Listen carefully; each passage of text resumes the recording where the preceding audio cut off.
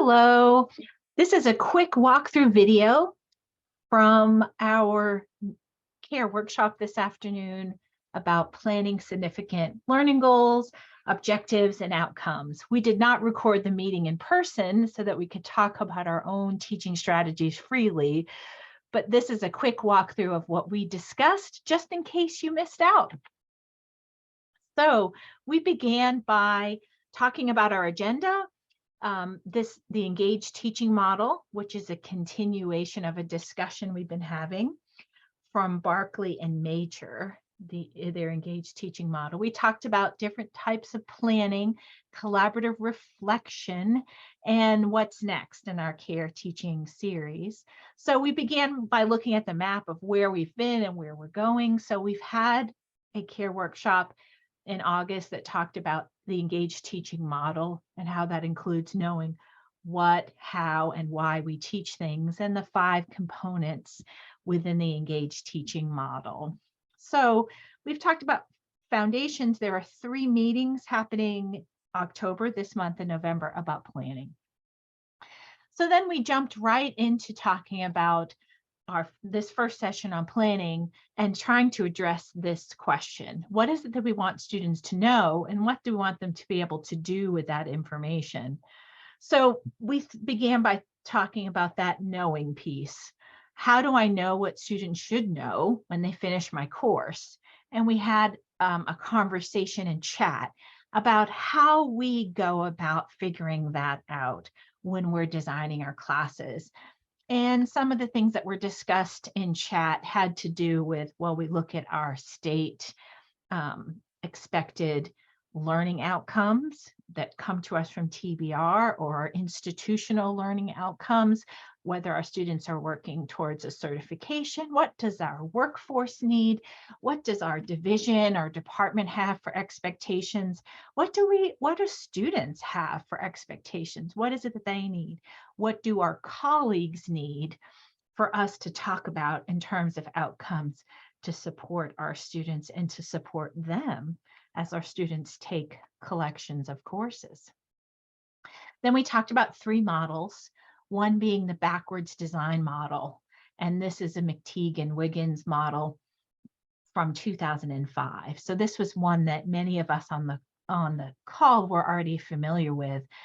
It talks about identifying desired results, determining acceptable evidence, and planning for learning experience and instruction. We talked about what essential questions will be considered as how this model typically starts, what understandings are desired, and what knowledge and skills students will acquire as a result of this course.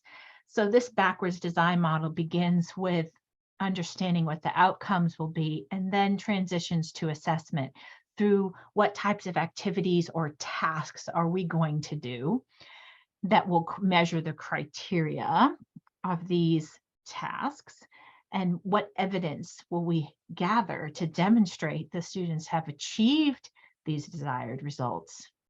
And then the next step in the model is to decide what activities will equip, what will we do in the course that will help them get the desired knowledge and skills. So again, this was one many people in the workshop were familiar with. Then we transitioned to a different type called the significant learning model.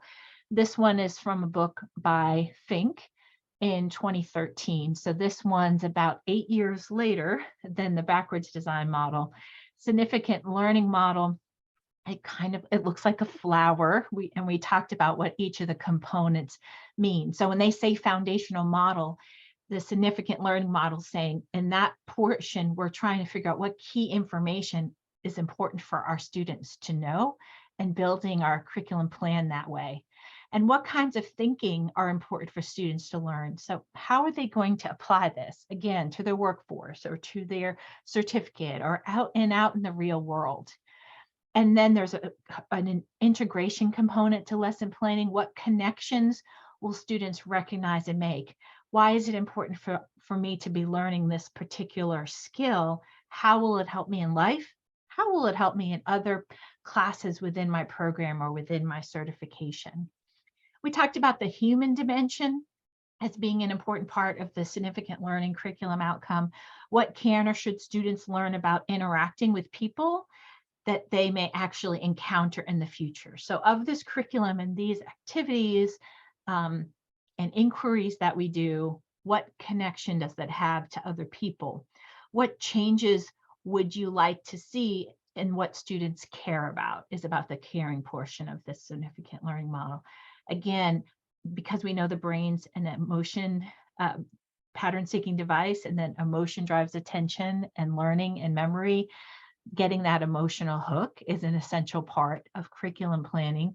And in this model, there's a specific component of how do we engage in inquiry and construct knowledge with this subject matter? How do we help students learn how to construct knowledge? Then we transition to what's called the lean lesson planning model. And this book called by Peps Macrea, that's from 2015. And the ways in which this lean lesson planning model is very adaptable to shorter session lesson planning like we encounter in our 7-week sessions. So in this model, again, starting with the end in mind, just like backwards design and significant learning model, looking for the shortest path to the learning outcomes.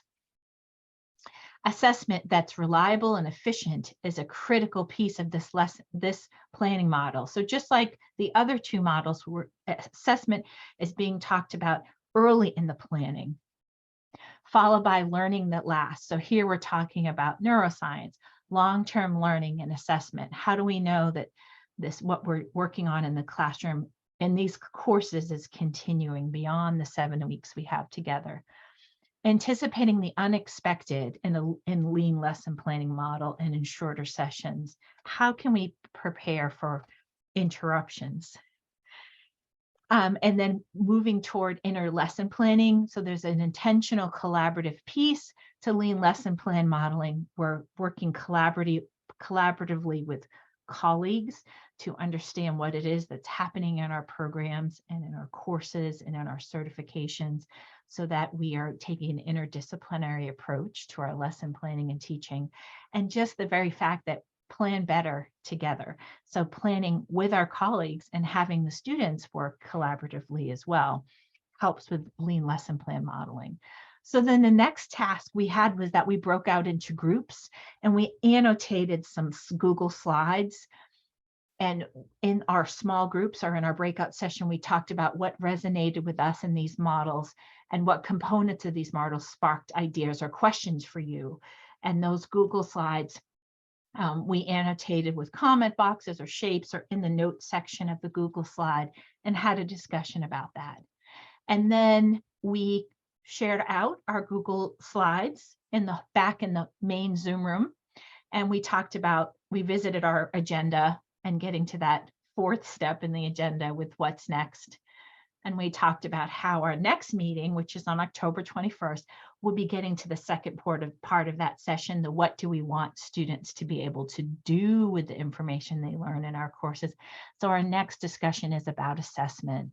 We talked about how there's 2 more sessions in this planning component of the engaged teaching model. October 22nd, assessing and grading, and November 4th, attending to visual elements in teaching.